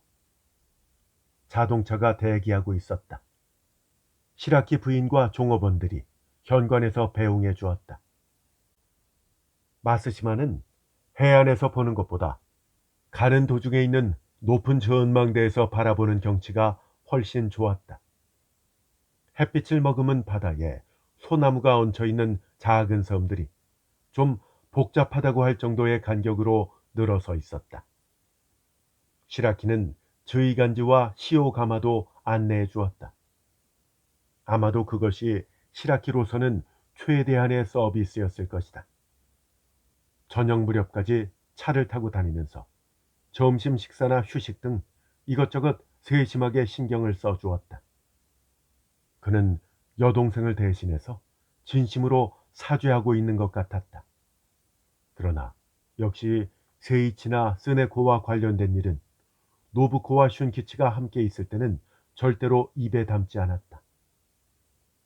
두 사람은 마지막으로 저녁 식사 대접을 받은 뒤 아오모리행 야간 열차에 올랐다. 플랫폼에는 시라키 부부가 배웅을 나와 주었다. 정말 신세 많이 졌어요. 친절하게 대해주셔서 정말 감사합니다. 노부코는 출발 직전까지 감사 인사를 했다. 아니요, 별 말씀을요. 모처럼 초대했는데 대접이 부족했어요. 다음에 꼭 다시 놀러 오세요. 시라키는 그렇게 말한 뒤 기차가 움직이고 나서도 플랫폼에 선 채로 둥근 얼굴에 미소를 지으며 손을 흔들었다. 이등석은 혼잡했기 때문에 노부코와 슌키치는 떨어져서 겨우 자리를 잡았다. 노부코는 혼자서 창밖을 바라보았다. 작년에 보았던 어두운 경치가 스쳐 지나갔다. 그녀는 눈물을 흘렸다. 시라키의 낮은 목소리가 귀에서 떠나지 않았다. 아오모리에는 새벽에 도착했다. 여기는 형수님께 나쁜 기억이 있는 곳이겠네요. 슌키치가 말했다. 네, 그다지 유쾌하지는 않아요. 노부코는 고개를 끄덕였다. 역 앞의 광장에는 아침 햇살이 아름답게 비치고 있었고 뒤쪽에는 하코다 산이 보였다. 이제 어떻게 할까요? 하코다로 가실 거면 히로사키나 오와니 온천 부근에 들러서 좀 쉬었다 가시는 건 어때요? 슌키치는 노부코의 눈치를 살피듯이 말했다. 저기 슌키치 도련님, 저 아무래도 도와다 호수에 가보고 싶어요. 모처럼 여기까지 왔잖아요. 그곳 경치를 한번 보고 싶어서요. 제가 너무 고집 피우는 것 같죠? 노부코는 슌키치의 얼굴을 보면서 말했다. 목소리에는 애교가 느껴졌다. 그렇게 도와다 호수를 보고 싶으시다면 가보죠 뭐. 슌키치는 흔쾌히 동의해 주었다. 도련님, 정말 죄송해요. 노부코는 미안한 듯이 말했다. 두 사람은 도와다 호수로 가는 버스를 탔다. 그 둘은 즐거운 여행자처럼 보였다. 버스는 끊임없이 언덕길을 올라갔다. 커브를 돌 때마다 아오모리시가 멀리 낮아져 갔다. 가야노 고원에서 버스가 잠깐 쉬었다. 공원처럼 아름다웠다. 초원에는 들국화가 피어 있었고 화렵수들은 실록을 뽐내고 있었다. 그곳은 이미 해발 500m 이상이라고 했다. 도련님, 너무 예뻐요. 앞으로가 더 기대되는걸요? 노부코는 풀밭을 걸으며 말했다. 네, 정말 그렇네요. 슌키치는 담배를 피우면서 눈앞에 펼쳐진 산을 바라보았다. 뭔가를 멍하게 생각하고 있는 것처럼 보였다. 그 뒤로도 버스는 한참을 더 산 위로 올라갔다. 너도 밤나무가 점점 늘어났다. 계곡도 숲도 녹색에 파묻혀 있었다. 어머나, 도련님, 저거 눈 아니에요? 노부코가 창밖을 가리켰다. 산에는 아직 눈이 녹지 않고 남아 있었다. 바람이 부는지 산 정상의 눈이 연기처럼 흩날리고 있었다. 너무 멋있어요. 이제 녹색은 거의 보이지 않았고 나무 모양도 점차 바뀌었다. 그만큼 높은 곳까지 올라왔다는 증거였다. 시간이 길어지자 버스 기사도 승객들도 피곤한 상태였다. 저기 도와다 호수까지는 얼마나 더 가야 될까요? 한 3시간쯤 더 가야 될걸요? 이 다음에 온천이 있다고 했죠? 네, 스카유일 거예요. 그래요? 아, 많이 피곤하네요. 노부코는 손가락으로 이마를 짚었다. 그 온천에서 쉬고 싶어요. 오늘 밤은. 슌키치는 노부코 쪽을 보다가 갑자기 미소를 지었다. 어젯밤에는 야간 열차를 탔잖아요. 잠도 잘 못 잤고 너무 피곤해요. 그리고 3시간이나 버스에서 시달렸더니 힘들어 죽겠어요. 노부코는 엄살을 부렸지만 어딘지 모르게 변명처럼 들렸다. 스카유는 산으로 둘러싸인 분지에 위치해 있었다. 크긴 하지만 촌스럽고 오래된 여관 하나밖에 없었다. 안내를 받은 방에는 메이지 시대 문인 오마치 게이케스의 글이 걸려 있었다. 이 온천에서는 넓은 욕탕에 남녀가 함께 들어간다는 말을 듣고 노부코는 사양했다. 슌키치는 바로 온천에 들어갔다. 유황 냄새가 아주 강한 온천이에요.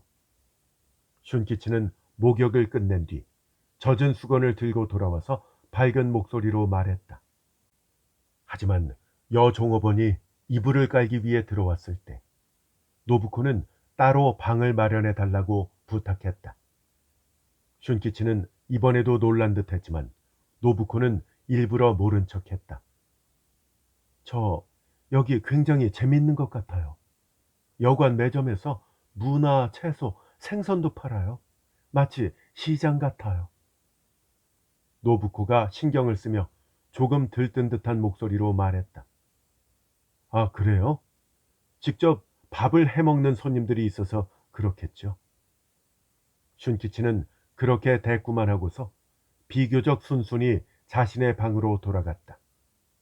그렇게 기분이 나빠 보이지는 않았다.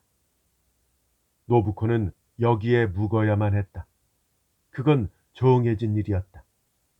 그녀는 한 가지 생각만을 좇고 있었던 것이다. 그 때문에 잠이 든 것은 상당히 늦은 시간이었다. 아침이 되었다. 안녕히 주무셨어요? 슌키치가 아침 인사를 하며 다가왔다. 그는 충분히 숙면을 취한 얼굴을 하고 있었다. 버스 첫 차를 타죠. 슌키치는 아침을 다 먹고 난 뒤 바로 양복으로 갈아입었다. 그는 성큼성큼 여관 현관을 나섰다. 버스 정류장은 가까운 곳에 있었다. 노부코와 슌키치는 다시 버스를 탔다. 창밖으로 보이는 광경은 이른 봄에 가까웠다. 잎이 성근 너도 밤나무 숲 아래에는 눈이 군데군데 덮여 있었다. 계절 감각에 착각을 일으킬 만큼 황량한 풍경이었다. 수련 연못 근처에 다다르자 버스는 비로소 해발 1000m의 높이를 내려가기 시작했다. 숨이 막힐 것 같은 너도 밤나무와 노송숲이 펼쳐진 실록 한가운데를 다시 통과했다. 길은 좁았고 버스는 맞은편에서 차가 다가올 때마다 뒤로 물러서기를 반복했다. 나뭇가지가 버스 지붕을 때리고 나무의 새싹이 창문을 긁어댔다. 3번 나무가 아직 남아 있었다. 커다란 풀고사리와 감초 군락도 있었다. 그늘진 아랫부분에는 흰 거품을 내면서 물이 흐르고 있었다. 풍경은 어느새 오이라세 계곡으로 변해 있었다. 아, 다도코로 스네코는 이 숲의 깊은 곳에서 죽음을 맞이한 것이구나. 노부코는 스네코의 살찐 모습이 너도 밤나무 원시림 가운데로 기쁜 듯이 사라져가는 광경을 상상했다. 슌키치는 눈을 감고 가볍게 졸고 있었다. 도와다 후수는 유람선을 타고 구경했다. 물 색깔이 정말 파랬다. 파란색은 박력이 있었다. 꽤 깊어 보이네요. 노부코는 그렇게 중얼거렸다. 가이드가 호수의 가장 깊은 곳은 수심이 거의 380m에 달한다고 설명했다. 호수를 둘러싼 산들이 수면 위에 흐르고 있었다. 아름다운 경치였다. 호숫가에는 원앙이 헤엄치고 있었다. 유람선은 호수 가운데 튀어나와 있는 오구라 반도와 나카야마 반도를 돌아 절벽과 숲의 여러 명소를 거친 뒤 야스미야에 도착했다. 그들은 여관에 들어갔다. 객실에서 호수가 한눈에 내려다 보였다. 멋진 곳이네요. 오기를 정말 잘한 것 같아요. 노부코는 호수를 바라보며 말했다. 사실 이 여관으로 정할 때도 슌키치와의 사이에 묘한 대립이 있었다. 노부코는 좀 떨어져 있는 우타루베의 여관에 묵고 싶다고 했지만 이번에는 슌키치가 심하게 반대했다. 호수 경치는 이쪽이 훨씬 더 좋다는 것이었다. 그래서 이번에는 노부코가 웃으면서 양보했다. 저 슌키치 도련님. 노부코는 호수를 바라보다가 몸을 돌리고 말했다. 고른 치열이 돋보이는 미소였다. 내일 아침에 보트를 타고 저 호수에 나가보지 않을래요? 굉장히 재밌을 것 같아요. 슌키치는 노부코의 얼굴을 바라보면서 생기 넘치는 눈빛을 보냈다. 안개가 매우 짙어요. 알고 계시죠? 그는 재미있는 듯이 말했다. 멋지지 않아요? 안개 속 호수에서 노를 젓다니. 그녀는 이 번저리에 계속 웃음을 띤 채 말했다. 유람선 가이드가 떠드는 목소리가 마이크를 타고 여기까지 들려왔다. 그날 밤에도 노부코는 혼자서 잠이 들었다. 날이 밝자마자 노부코는 바로 나갈 준비를 시작했다. 준비가 끝났을 때 막 옷을 갈아입은 슌키치가 조용히 방으로 들어왔다. 생기 있는 얼굴을 하고 있었다. 어머나, 슌키치 도련님 일찍 일어나셨네요. 자, 가볼까? 그의 말투가 지금까지와 다르게 조금 거칠어졌다. 뭔가 의욕으로 가득 찬 느낌이었다. 보트는 여관 바로 뒤편에 나루터에 묶여 있었다. 접시에 놓인 젓가락처럼 노가 잘 정돈되어 있었다. 이른 아침이라서 사람들의 기척은 느낄 수가 없었다. 수면을 바라보니 안개가 물 위로 하얗게 일어나고 있었다. 반대편 산 정상 부근이 삐죽 보일 뿐 마치 시야가 차단된 바다를 보는 듯했다. 공기는 차가웠다. 자, 타요. 노를 쥔 슌키치가 말했다.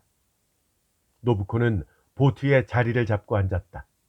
피부가 차가웠다. 보트가 호수 위를 가르기 시작했다. 마치 행선지를 정해 놓은 것처럼 쭉쭉 직선 방향으로 나아갔다. 앞쪽에 깔린 안개가 물 위를 핥듯이 기어왔다. 추웠다. 노부코의 몸이 떨리기 시작했다. 안개 속에서 얼굴도 옷도 젖었다. 손끝이 얼어붙을 것만 같았다.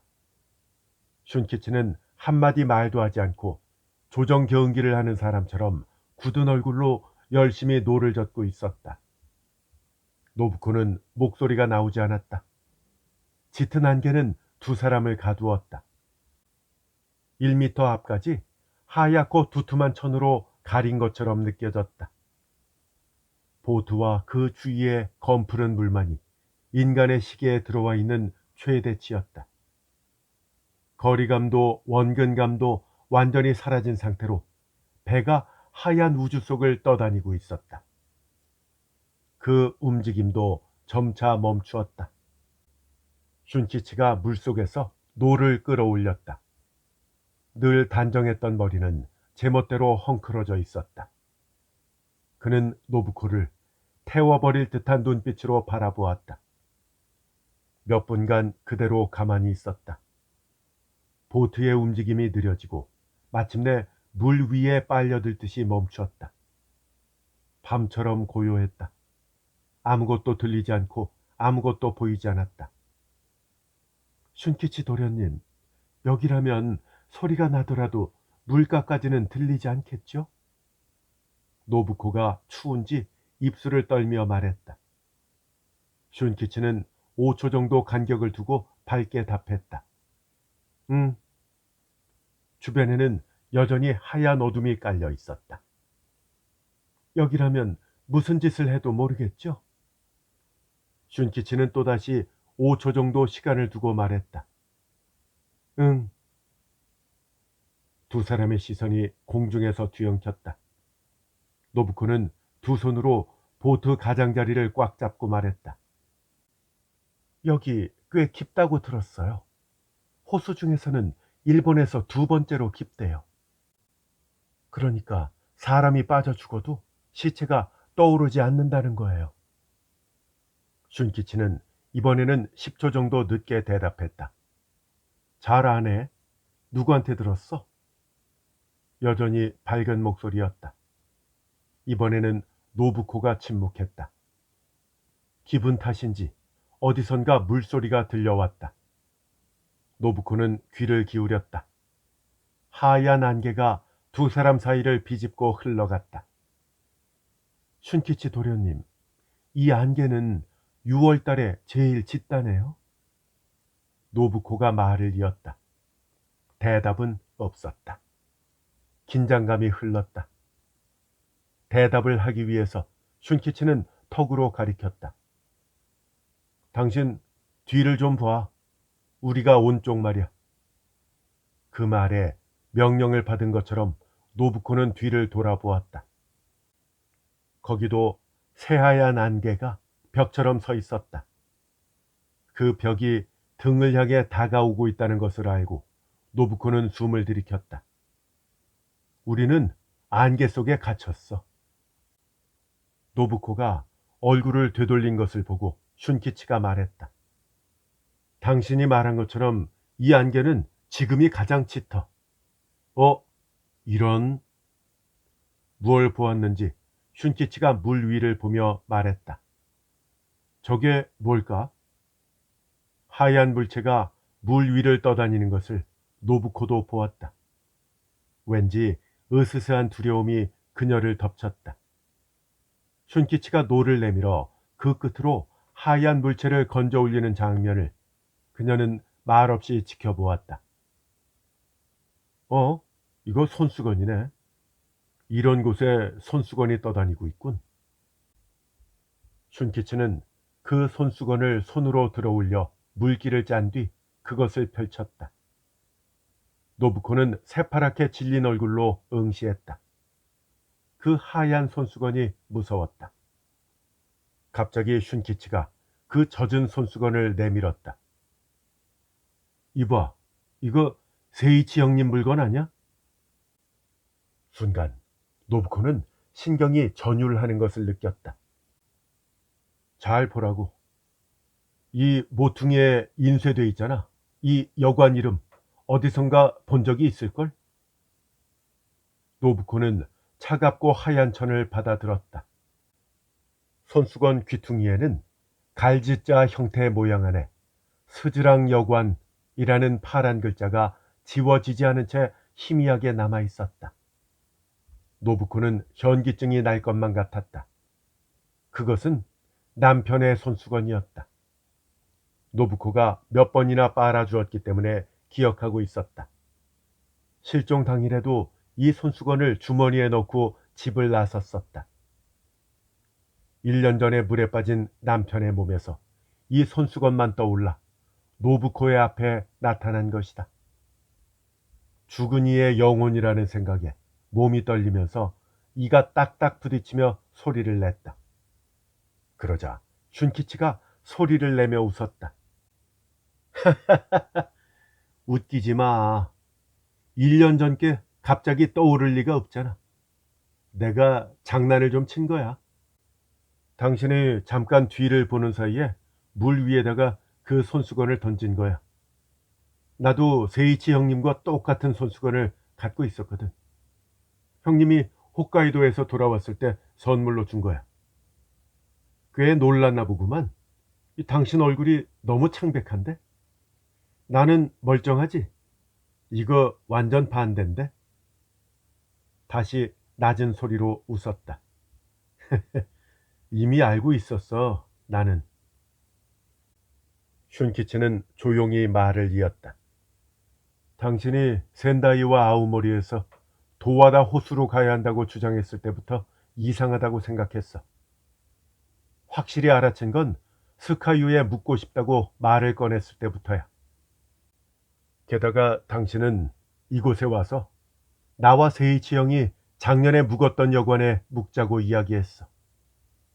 당신은 나한테 작년 6월 세이치 형과 똑같은 코스를 복습하게 만들어서 실험을 하려고 한 거겠지. 난 그걸 알아챘기 때문에 일부러 아무렇지도 않은 얼굴로 즐거운 척한 거야. 어때? 내 표정을 보고 실험 효과는 제대로 얻으셨나? 예상했던 것처럼 내가 당황하지 않으니까 당신은 혼란스러웠겠지 뭐. 그리고 모든 걸 다 알고 있는 상태에서 유유히 당신이 말한 대로 보트를 타고 여기까지 온 거지. 다도코로 씨도 당신 짓이죠? 노부코는 간신히 숨을 쉬고 있었다. 그 여자는 내 여자였어. 슌키치는 고개를 끄덕이며 순순히 대답했다. 내 말은 뭐든지 잘 듣는 여자였어. 도쿄의 바에 있던 스네코를 한동안 아오모리로 옮기게 해서 세이치 형 앞으로 편지를 쓰게 한 건 내가 시킨 거야. 당신이 아오모리까지 찾아오면 그렇게 말하라고 시킨 것도 바로 나고.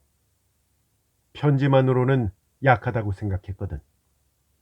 하지만 당신이 아오모리에서 그녀와 실제로 만나게 되면 당신은 더 이상 의심하지 않겠지. 그 계획은 성공이었어. 그녀는 아무것도 모른 채 나와 함께 살고 싶다는 일념으로 움직여 주었어. 가엾게도 그런 여자를 죽인 거군요. 까놓고 얘기하면 방해가 됐기 때문이야. 내가 세이치 형과 여기 왔을 때는 회사에 사흘 정도 휴가를 냈고, 그녀를 오이라세 숲속으로 끌고 갔을 때는 회사에 병가를 냈지. 노부코는 당시에 나타난 슌키치의 초췌한 모습을 다시 떠올렸다. 그렇다더군요. 아, 당신한테 이런 계략을 가르쳐준 인간이 그것도 조사를 한 건가? 노부코가 무심코 그렇다더군요 라고 말하자 슌키치가 소리쳤다. 그건 그렇고 내가 알고 싶은 게 있어. 그 인간이 어떻게 이 사실을 알았지? 내가 이 도하다 호수의 짙은 아침 안개 속에서 세이치 형님을 물속에 빠뜨렸다는 사실을, 그걸 어떻게 알았느냐 이 말이야. 그건 가르쳐 드릴게요. 노부코는 가까스로 정신을 차리고 말했다. 그분은 스네코 씨가 죽은 다음에 사인을 알아내기 위해서 이 주변을 탐문하면서 돌아다녔어요. 그때 한 여관에서 아침 일찍 남자 손님 2명이 숙박료를 떼먹고 보트를 타고 도망을 간 사실을 알게 됐어요. 날짜도 마침 남편이 행방불명된 시기라 의심을 했죠. 왜 2사람은 보트를 타고 도망을 쳤을까? 그건 숙박료를 떼먹으려던 것이 아니었어요. 처음엔 2사람이었지만 호수 위에서 혼자가 되어버렸기 때문에 여관으로 돌아가면 의심을 받을까봐 그랬던 거예요. 그래서 이쪽으로 다시 돌아오지 않고 반대편 기슭에다가 보트를 버려두고 도망간 거라고 생각한 거죠. 그분의 추측과 조사는 거기서 시작됐어요. 과연 셜록 홈즈 같은 놈이네. 마스시마로 초대한 건 날 여기로 끌어들이기 위한 미끼라는 말이지. 슌키치는 낮은 소리로 웃으며 새삼스럽게 노부코를 불렀다. 당신 지금 내 기분을 이해할 수 있겠어? 네, 이해하고 있어요. 노부코는 단호하게 대답했다. 하지만 받아들일 수는 없어요. 나는 당신을 원했어. 그리고 세이치 형한테는 항상 열등감을 느꼈지. 구질구질하게 말할 필요 없어. 동기는 바로 그거야. 조금만 더 있으면 당신은 거의 내 여자가 될 뻔했는데 시간이 조금만 더 있었다면 말이야. 그래, 벌써 23개월이 지났네. 슌키치는 웃으며 말했다. 당신은 세이치 형과 결혼하고 난 뒤에 나밖에 모르겠지만 난 전쟁 중에 히로사키 연대에서 병사로 근무했기 때문에 이 주변 지리를 잘 알아. 6월이 되면 아침에 이 호수 수면에는 짙은 안개가 낀다는 것도 물론 잘 알고, 그때 홋카이도로 가는 세이치 형을 뒤쫓아서 형한테 늘 들어서 알고 있던 후쿠시마 현의 탄광 회사로 찾아갔어. 그리고 거기서 일을 하고 있던 형을 이곳으로 유인한 거야. 안개는 아직 옅어질 기미가 보이지 않았다. 여전히 거리감이 없는 하얀 시계만이 존재하는 가운데 2사람은 대치하고 있었다. 노부코. 슌키치는 또다시 노부코를 불렀다. 내 지금 심정을 이해하겠어? 이해합니다. 노부코는 강하게 말했다. 하지만 당신과 함께 여기서 죽는 건 싫어요. 난 당신과 함께 죽고 싶어. 그래서 순순히 당신 실험에 동참해서 여기까지 보트를 저어온 거야. 남편 때와 똑같군요. 그 똑같은 짓을 당신이 시험하려고 한 거잖아. 세이치 형은 호기심 때문에 나한테 이끌려서 스스로 이 부근까지 보트를 저어서 왔어. 난 그의 가슴에다 총을 쐈어. 완력으로는 당해낼 수가 없으니까. 멀리 떨어진 물가까지 소리가 들렸을지도 모르지만 새를 쏜 거라고 생각했을 거야. 물론 권총은 여기 깊은 호수 바닥에 버렸지. 세이치 형과 함께 말이야. 그렇게 말하고는 슌키치가 일어서려고 했다. 보트가 심하게 흔들렸다. 안 돼요. 당신과 같이 죽기 싫어요. 위기에 빠진 노부코가 소리를 질렀다. 함께 죽자. 응? 당신도 내가 싫지 않잖아. 싫어요. 싫어요. 싫다고요. 격한 목소리가 울려 퍼졌다. 그래? 당신도 비겁하군. 슌키치는 완전히 일어나서 다리를 휘청거리며 다가왔다. 보트가 한층 더 흔들렸다. 안개에 휩싸였다. 싫어. 싫어. 싫다고. 죽어. 죽어. 그때 갑자기 물살을 가르며 노젓는 소리가 가까이에서 들려왔다. 둥근 얼굴의 시라키 준조가 센다이에서 노부코와 약속한 대로 하얀 어둠 속에서 연기처럼 나타났다.